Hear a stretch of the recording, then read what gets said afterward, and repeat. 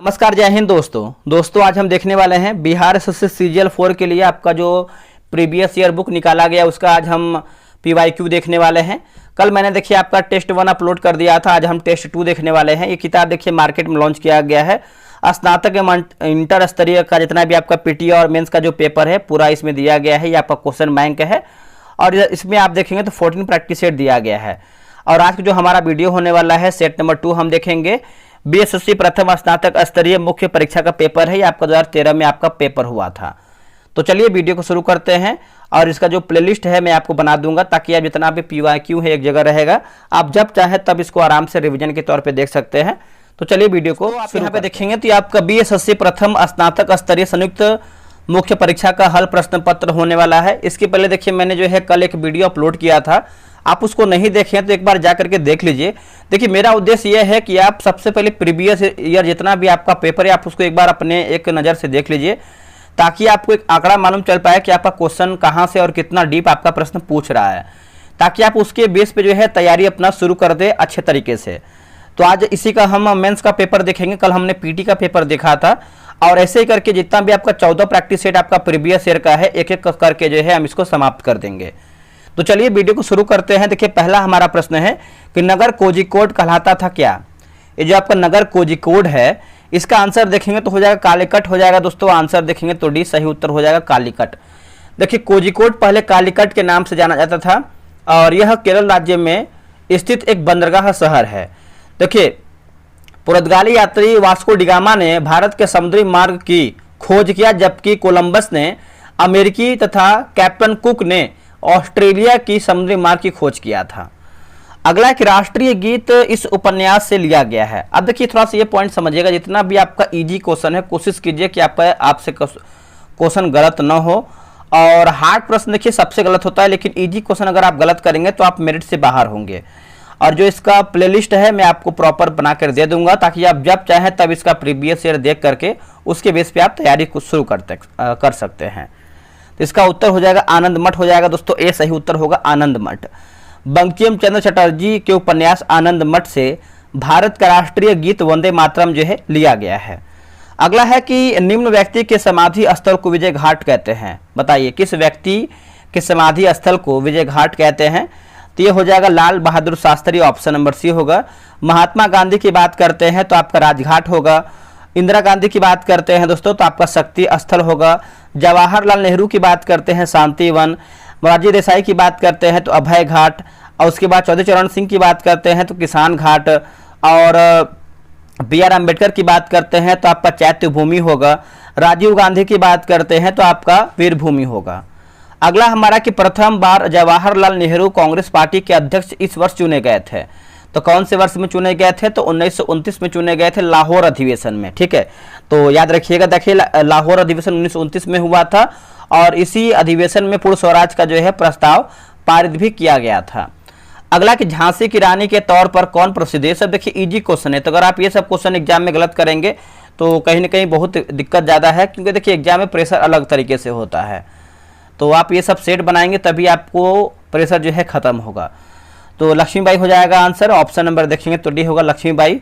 और इनका लक्ष्मीबाई का मूल नाम की बात करते हैं तो मणिकर्णिका था। अगला कि ब्रिटिश शासन के विरुद्ध कांग्रेस ने इस वर्ष जो है असहयोग आंदोलन जो है दोस्तों आपका प्रारंभ किया है। तो इसका उत्तर हो जाएगा 1920 हो जाएगा। ऑप्शन नंबर देखेंगे तो ए होगा 1920 में। महात्मा गांधी ने रोलैक्ट एक्ट और जलियांवाला बाग हत्याकांड के विरोध में 1 अगस्त 1920 में असहयोग आंदोलन जो है शुरू किया है। एक मानचित्र में समान दाब वाली रेखाएं कहलाती हैं क्या। एक मानचित्र में, तो इसका उत्तर देखेंगे तो हो जाएगा आइसोबार हो जाएगा। ऑप्शन नंबर देखेंगे तो सी उत्तर हो जाएगा आइसोबार।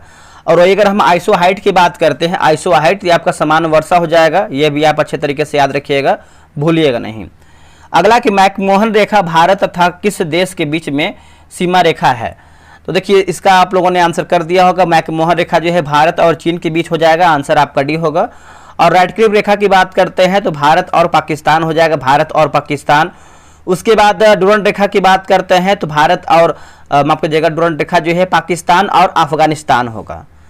अगला कि सतपुड़ा पर्वत श्रृंखला ताप्ती तथा इस नदी के बीच में स्थित है।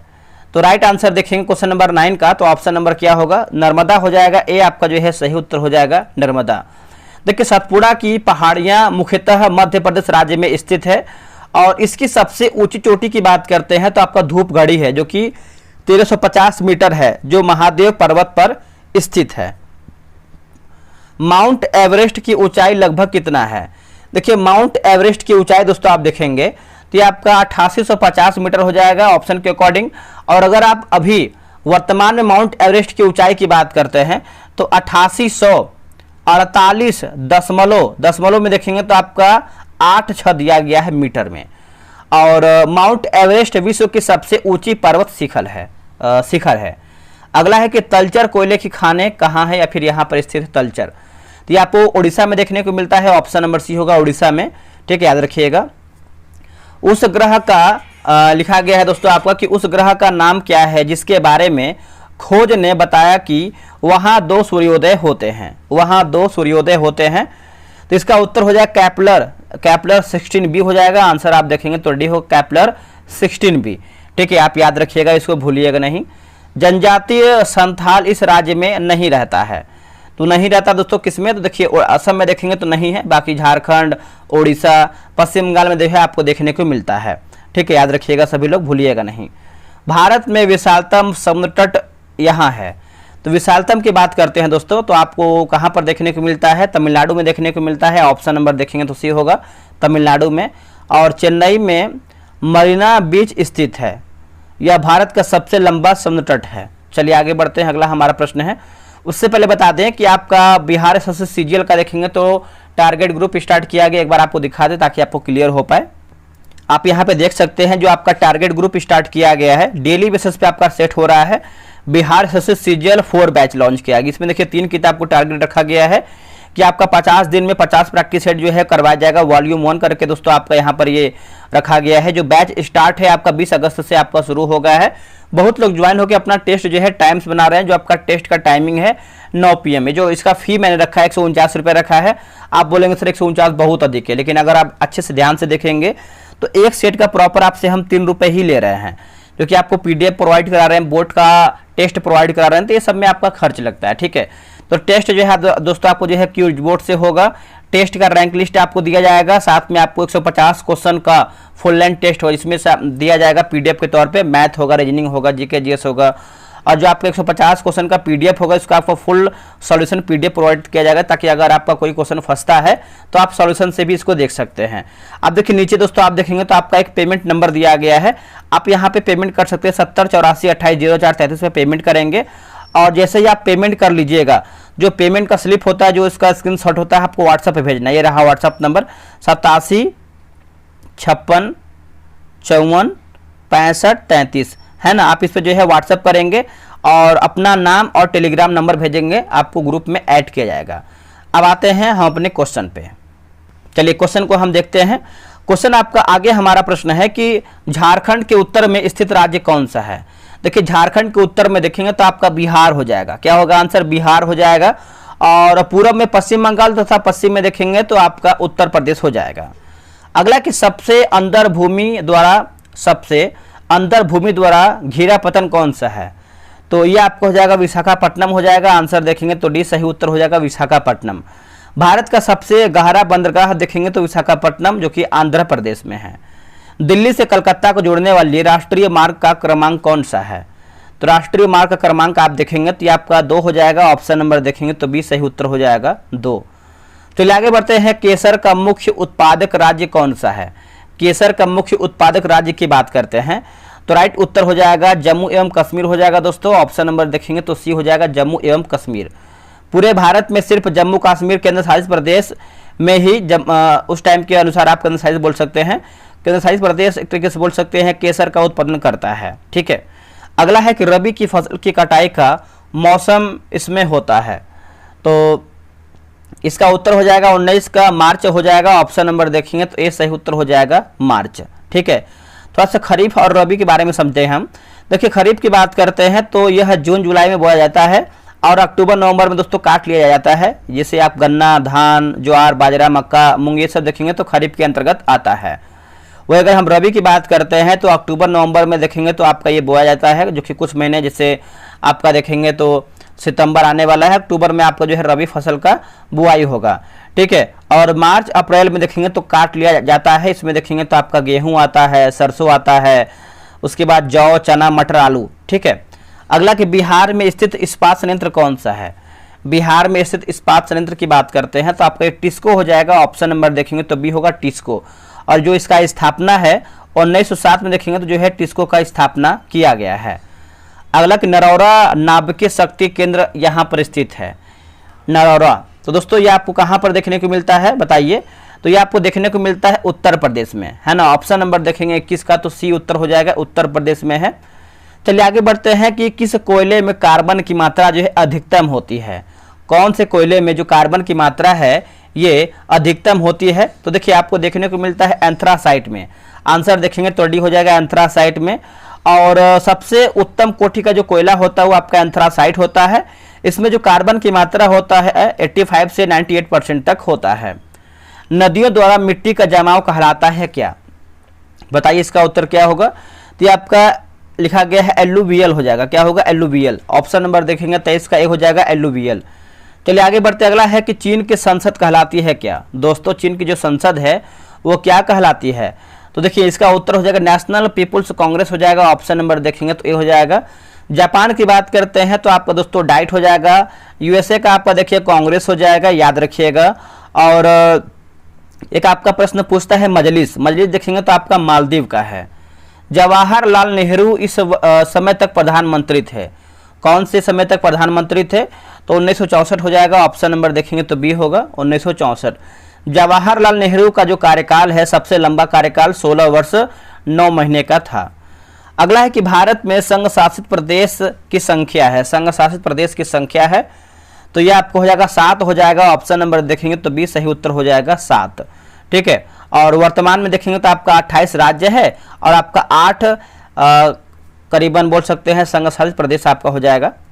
भारत में प्रथम महिला मुख्यमंत्री थी, भारत में प्रथम महिला मुख्यमंत्री थी सुचेता कृपलानी हो जाएंगी। ऑप्शन नंबर देखेंगे तो बी होगा सुचेता कृपलानी हो जाएंगी, जो कि उत्तर प्रदेश की प्रथम महिला मुख्यमंत्री बनी थी 1963 से 67 के बीच में। अगला है कि इस व्यक्ति ने लोकसभा चुनाव में सबसे ज्यादा वोट से जीतने का विश्व रिकॉर्ड कायम किया था, विश्व रिकॉर्ड कायम किया था। तो ये हो जाएगा आंसर रामविलास पासवान। क्या होगा? Ramvilas Paswan. Option number A होगा रामविलास पासवान। चलिए आगे बढ़ते, अगला है किसे फ्रंटियर गांधी कहा जाता था? बताइएगा फ्रंटियर गांधी। तो फ्रंटियर गांधी की बात करते हैं तो खान अब्दुल गफ्फार खान को कहते हैं फ्रंटियर गांधी, याद रखिएगा। और कायदे आजम की बात करते हैं तो मोहम्मद अली जिन्ना को कहते हैं कायदे आजम। और बात करते हैं यहाँ पर man of destiny Napoleon Bonaparte को कहते हैं। चलिए आगे बढ़ते हैं, अगला हमारा कि इस वर्ष प्रथम व्यक्ति अंतरिक्ष में गया, कौन से वर्ष में? तो इसका उत्तर हो जाएगा 1961 हो जाएगा। ऑप्शन नंबर देखेंगे तो क्या होगा? ऑप्शन नंबर सी होगा 1961। याद रखिएगा, जैसे चंद्रमा पर सर्वप्रथम जानने वाला अगर हम बात करते हैं नील आर्मस्ट्रांग हो जाएंगे अपोलो 11 मिशन से 1969 में। अगला है कि ओमेगा 3 इसका एक वर्ग है। दोस्तों ओमेगा 3 की बात करते हैं तो ये आपका वसी अम्ल हो जाएगा। ऑप्शन नंबर ए सही उत्तर हो जाएगा वसी अम्ल। ओमेगा 3 वसी अम्ल बहु असंतृप्त वसी अम्ल है। अगला है कि निम्न में से कौन परमाणु संरचना के सिद्धांतों से संबंधित नहीं था? दोस्तों संबंधित नहीं था तो 32 का आंसर देखेंगे तो ऑप्शन नंबर डी होगा। क्यूरी देखेंगे तो नहीं हो जाएगा, बाकी डाल्टन, रदरफोर्ड और आपका बोहर जो है सही है। इस धातु के यौगिक कुछ शीशों तथा साबुन दोनों के घटक हैं। राइट आंसर हो जाएगा पोटेशियम हो जाएगा। ऑप्शन नंबर देखेंगे तो बी सही उत्तर हो जाएगा पोटेशियम। ठीक है, आप याद रखिएगा, भूलिएगा नहीं। इस तत्व का परमाणु भार मानक के रूप में, है ना, परमाणु भार मानक के रूप में दोस्तों आपका लिया जाता है। बताइए इसका आंसर क्या होगा? तो ये आपको कार्बन हो जाएगा। ऑप्शन नंबर देखेंगे तो ए सही उत्तर हो जाएगा कार्बन, याद रखिएगा सभी लोग। अगला कि हाइड्रोजन के समस्थानिकों की संख्या है। बताइए हाइड्रोजन के समस्थानिकों की संख्या है तो ऑप्शन नंबर देखेंगे तो बी जो है दोस्तों सही उत्तर हो जाएगा, 35 का बी हो जाएगा। और हाइड्रोजन का परमाणु संख्या की बात करते हैं तो 1 होता है।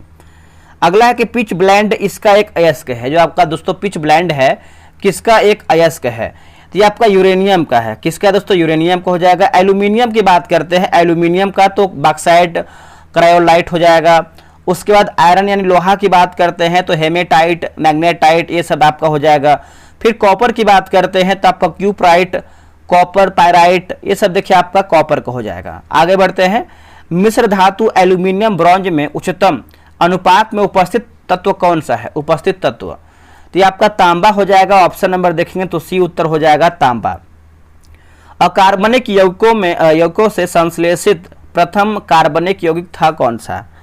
तो ये हो जाएगा यूरिया हो जाएगा दोस्तों। ऑप्शन नंबर सी उत्तर हो जाएगा यूरिया। ठीक है, यूरिया में 46% जो है नाइट्रोजन पाया जाता है, याद रखिएगा। अगला कि लिखा गया है वोल्टेज अभिक्रिया इसे प्राप्त करने हेतु जो है प्रयुक्त होता है वोल्टेज अभिक्रिया। तो राइट आंसर देखेंगे तो ऑप्शन नंबर ए हो जाएगा, एल्केन हो जाएगा दोस्तों। क्या हो जाएगा? एल्केन, याद रखिएगा सभी लोग। अगला कि सिरके का पीएच मान लगभग होता है कितना? सिरके का जो पीएच मान होता है वो लगभग दोस्तों कितना होता है बताइएगा। तो आपका ऑप्शन नंबर देखेंगे तो बी हो जाएगा 3 होता है ना। 40 का देखेंगे तो ऑप्शन नंबर बी हो जाएगा 3। ग्लिसरॉल में प्राथमिक एल्कोहलिक समूहों की संख्या है। ग्लिसरॉल में प्राथमिक एल्कोहलिक समूहों की संख्या है तो ये आपका 2 हो जाएगा। ऑप्शन नंबर देखेंगे तो सी हो जाएगा 2। प्रकाश संश्लेषण का प्राथमिक उत्पाद क्या है? प्रकाश संश्लेषण का प्राथमिक उत्पाद की बात करते हैं तो ग्लूकोज हो जाएगा दोस्तों। ऑप्शन नंबर बी सही उत्तर हो जाएगा ग्लूकोज। चलिए आगे बढ़ते हैं, मशरूम है क्या? देखिए मशरूम की बात करते हैं, मशरूम तो ये आपका एक कवक हो जाएगा। आंसर देखेंगे तो डी सही उत्तर हो जाएगा कवक। ठीक है, मशरूम में प्रोटीन की जो मात्रा होता है वो आपका 94% होता है। कितना होता है? 94% होता है। और कवक प्रायः सभी जगहों पर पाए जाते हैं। यह प्रकंद का एक उदाहरण है दोस्तों, यह प्रकंद का एक उदाहरण है। तो राइट आंसर आप देखेंगे 44 का तो हो जाएगा ऑप्शन नंबर सी होगा, अदरक हो जाएगा दोस्तों। क्या हो जाएगा? अदरक, है ना, याद रखिएगा, इसको भूलिएगा नहीं।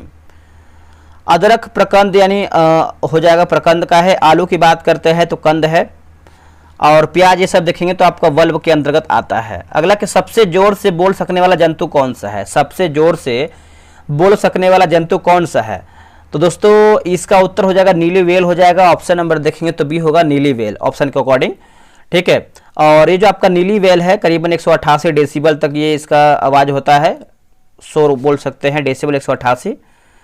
अगला है कि प्रकाश संश्लेषण तथा श्वसन का सामान्य उत्पाद क्या है? देखिए सामान्य उत्पाद की बात करते हैं तो आपका आंसर जो है डी हो जाएगा, जल हो जाएगा। क्या होगा आंसर? जल जो है इसका सही उत्तर हो जाएगा, जल। आगे बढ़ते हैं, अगला हमारा प्रश्न क्या है देखेंगे। देखिए अगला प्रश्न आप देखेंगे तो 47 नंबर हमारा है कि यह अंतःस्रावी ग्रंथि का एक उदाहरण है। दोस्तों यह अंतःस्रावी ग्रंथि का एक उदाहरण कौन सा है?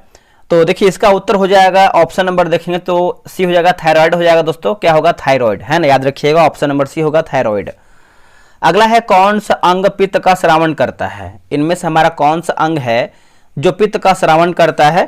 तो ये आपका ऑप्शन नंबर ए होगा, यकृत हो जाएगा। क्या होगा? यकृत। पित्त का यानी पित्त यकृत से निकलता है और पित्ताशय में जमा होता है। पीएच जो इसका मान होता है वो आपका 7.7 होता है, 7.7, और ये आपका क्षार होता है।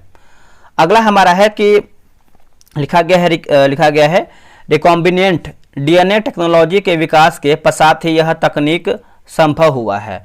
यह तकनीक दोस्तों आपका संभव हुआ है। तो राइट आंसर देखेंगे 49 का तो ए सही उत्तर हो जाएगा। डीएनए अंगुली मुद्रक हो जाएगा। ऑप्शन नंबर जो है डी, ऑप्शन नंबर ए होगा। और ये जो आपका डीएनए फिंगरप्रिंट जो है संस्थान है ये आपको हैदराबाद में है। कहाँ पर है? हैदराबाद में है। चलिए आगे बढ़ते हैं कि निम्न का कारण विषाणु है। दोस्तों निम्न का जो आपका निम्न का कारण है ये आपका विषाणु है, ये आपका रेबीज हो जाएगा। क्या होगा आंसर? ऑप्शन नंबर देखेंगे तो सी उत्तर हो जाएगा, रेबीज। याद रखिएगा सभी लोग। और दोस्तों रेबीज का देखेंगे तो अभी तक कुछ इलाज नहीं है, जिसको रेबीज हो रहा है उसका मरना तय है। अगला है गति का अध्ययन कहलाता है, इसलिए जैसे अगर कुत्ता या फिर जहाँ भी लग रहा है कि रेबीज इससे हो सकता है तुरंत इंजेक्शन लेना चाहिए। ठीक है, बहुत ही घातक ये बीमारी है। तो इसका आंसर देखेंगे तो हो जाएगा, लिखा गया है काइनेमैटिक्स हो जाएगा। क्या होगा? काइनेमैटिक्स, ए राइट आंसर हो जाएगा काइनेमैटिक्स। अगला है क्वांटम सिद्धांत का सुझाव किसने दिया था? बताइए क्वांटम सिद्धांत का जो सुझाव है ये किसने दिया था? तो प्लांक ने दिया था। आंसर देखेंगे तो सी उत्तर हो जाएगा, प्लांक ने। न्यूटन ने गति का नियम एवं गुरुत्वाकर्षण का नियम दिया था। आगे बढ़ते हैं, वह यंत्र जो अत्यधिक तापक्रम मापता है वो कहलाता है क्या? अत्यधिक तापक्रम मापता है वो कहलाता है क्या? तो राइट आंसर आप देखेंगे 53 का, तो ऑप्शन नंबर ए होगा, पायरोमीटर हो जाएगा दोस्तों। क्या हो जाएगा? पायरोमीटर, है ना, याद रखिएगा क्या होगा? पायरोमीटर। चलिए आगे बढ़ते हैं, और सबसे न्यूनतम तापमान हीलियम गैस तापमापी द्वारा जो है मापा जाता है।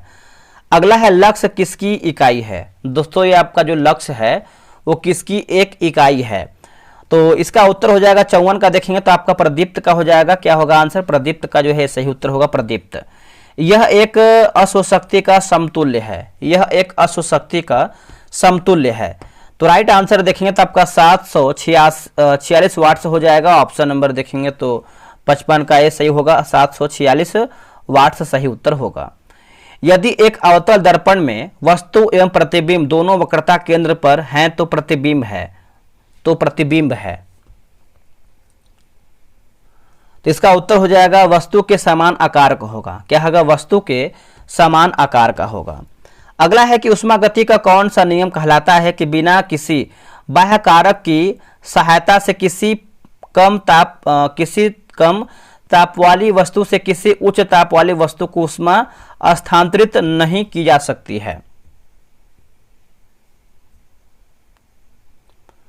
इसका उत्तर हो जाएगा दूसरा हो जाएगा दोस्तों। ऑप्शन नंबर देखेंगे तो सी उत्तर हो जाएगा दूसरा। अगला है कि एक वायुयान की ध्वनि सामान्यतः इसके संगत होता है। दोस्तों किसके संगत होता है? तो देखिए इसका उत्तर हो जाएगा 100 डेसिबल हो जाएगा। आंसर देखेंगे तो भी सही उत्तर हो जाएगा 100 डेसिबल, याद रखिएगा सभी लोग। अगला है कि 1 नैनोमीटर बराबर है किसके? दोस्तों ये जो आपका 1 नैनोमीटर है ये किसके एक बराबर है? तो 10 के पावर -7 सेंटीमीटर हो जाएगा। आंसर देखेंगे तो डी सही आंसर हो जाएगा 59 का। अगला कि सौर ऊर्जा का प्रमुख स्रोत क्या है? दोस्तों सौर ऊर्जा का प्रमुख स्रोत क्या है? तो राइट आंसर हो जाएगा नाभिकीय संलयन होगा। क्या होगा? नाभिकीय संलयन। ऑप्शन नंबर डी होगा नाभिकीय संलयन। उस राज्य का वर्तमान नाम क्या है जहां नालंदा नाम का प्राचीन शैक्षणिक स्थल था? तो सभी लोगों ने आंसर कर ही दिया होगा, जो कि विख्यात नाम है, जो कि बिहार हो जाएगा। ऑप्शन नंबर देखेंगे तो ए सही उत्तर हो जाएगा बिहार। नालंदा विश्वविद्यालय की स्थापना गुप्त वंश के शासक कुमार गुप्त ने करवाया था और इसे बख्तियार खिलजी ने 1199 ईस्वी में करीबन इसके आसपास देखेंगे ध्वस्त किया था। चलिए आगे बढ़ते हैं, अगला हमारा प्रश्न देखेंगे। यह प्रसिद्ध स्थल बिहार में स्थित है, यह प्रसिद्ध स्थल बिहार में स्थित है। तो अशोक स्तंभ हो जाएगा। एक सेकेंड, 62 नंबर है ना, तो यहां पर दिया गया है अशोक स्तंभ बिहार में दिया गया है, जो कि डाउट लग रहा है हमको। सलीम अली बख्शी बिहार जम्मू कश्मीर में स्थित है। कामाख्या मंदिर देखेंगे तो असम में स्थित है। और क्या दिया गया है? ठीक है, यहाँ पर आंसर दिया गया दोस्तों आपका अशोक स्तंभ दिया गया है। किस लेखक ने जासूसी पात्र यानी पोइरोट की रचना किया था? पोइरोट की रचना किया था तो ये हो जाएगा क्रिस्टी हो जाएगा, क्रिस्टी हो जाएगा। ऑप्शन नंबर बी होगा क्रिस्टी। किस लेखक ने प्रसिद्ध चरित्र जिप्स की रचना किया था? दोस्तों जिप्स की रचना किया था तो ये हो जाएगा वुड हाउस हो जाएगा। ऑप्शन नंबर देखेंगे तो बी सही उत्तर हो जाएगा वुड हाउस, याद रखिएगा सभी लोग। इस राष्ट्र का राष्ट्रीय प्रतीक सिंह, इस राष्ट्र का राष्ट्रीय प्रतीक सिंह नहीं है, बताइए इसका उत्तर क्या होगा? तो आपका पाकिस्तान हो जाएगा। क्या होगा आंसर? पाकिस्तान। 65 का देखेंगे तो ऑप्शन नंबर ए सही उत्तर होगा पाकिस्तान। आगे हमारा है कि यह दिवस इक्विनोक्स कहलाता है, यह दिवस इक्विनोक्स कहलाता है। तो मार्च 21 होगा, है ना, 21 मार्च को, ठीक है, याद रखिएगा। अगला है कि यह राजनीतिज्ञ विमान दुर्घटना में मारे गए हैं। इसका उत्तर हो जाएगा ऑप्शन नंबर डी होगा संजय गांधी होगा आंसर। क्या होगा? संजय गांधी। यह राजनीतिज्ञ कभी दूरसंचार विभाग का कार्यवाहक मंत्री नहीं रहा, कौन? तो राइट उत्तर हो जाएगा दोस्तों नारायण हो जाएगा, है ना, नारायणन। ऑप्शन नंबर सी होगा नारायणन। अगला है कि लिखा गया है पुलेला गोपीचंद इस खेल से संबंधित रहे हैं। जो है पुलेला गोपीचंद हैं किस खेल से संबंधित रहे हैं? तो बैडमिंटन हो जाएगा दोस्तों। ऑप्शन नंबर देखेंगे तो ए सही उत्तर हो जाएगा बैडमिंटन, याद रखिएगा सभी लोग। अगला है कि यह बुकर पुरस्कार विजेता रहा है कौन? यह बुकर पुरस्कार विजेता जो है दोस्तों कौन रहा है? 70 का आंसर देखेंगे तो हो जाएगा अरुंधति राय होगा आंसर। क्या होगा? अरुंधति राय। 1973 में जो है दिया गया था गॉड्स ऑफ स्मॉल थिंग के लिए। इन्हें भारत रत्न से जो है सम्मानित किया जा चुका है। किसे? ऑप्शन के अकॉर्डिंग आएंगे तो ऑप्शन नंबर देखेंगे 71 का, तो आपका ए हो जाएगा। वैसे तो भारत रत्न देखेंगे तो सचिन तेंदुलकर को भी मिला है, लेकिन यहाँ पर दिया गया है आंसर ए हो जाएगा लता मंगेशकर। खेल के जगत में देखेंगे तो आपको हो जाएगा।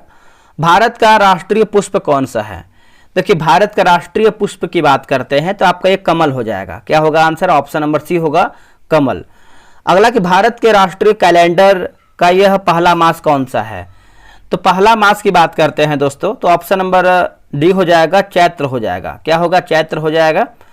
और अंतिम मास की बात करते हैं तो आपका फाल्गुन है। अगला 5 सितंबर इस कारण मनाया जाता है क्योंकि यह इनका जन्म दिवस था।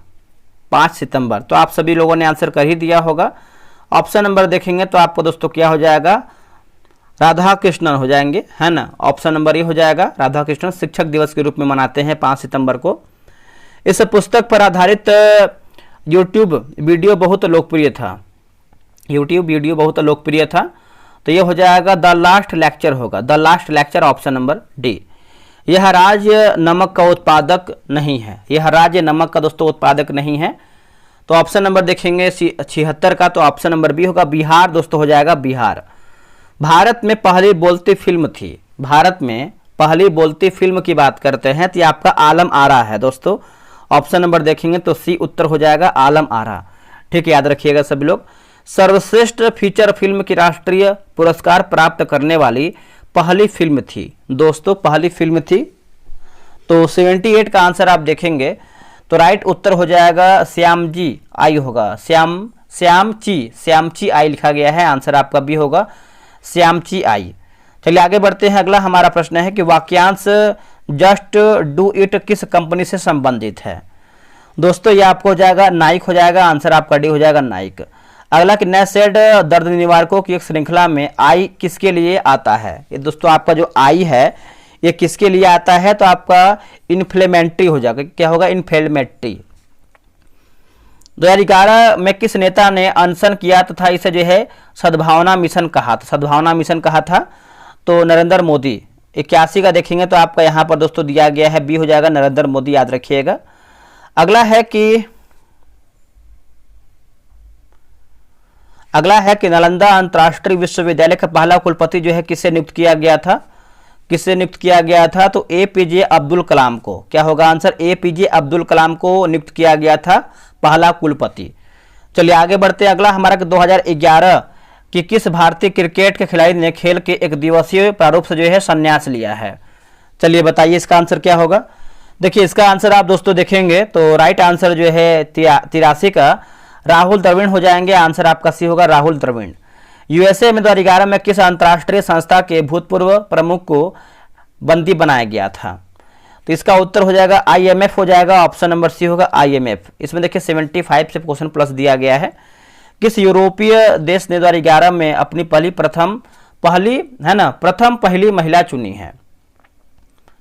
तो राइट आंसर देखेंगे 85 का, तो हो जाएगा डेनमार्क हो जाएगा। ऑप्शन नंबर ए हो जाएगा डेनमार्क। ईएमआई जो कर्ज के पुनर्भुगतान से संबंधित है ई इसके लिए आता है। तो सिंपल सा है, इसका आंसर देखेंगे 86 का, तो बी हो जाएगा। लिखा गया है इक्वेटेड हो जाएगा। क्या होगा? इक्वेटेड। ठीक है, याद रखिएगा सभी लोग।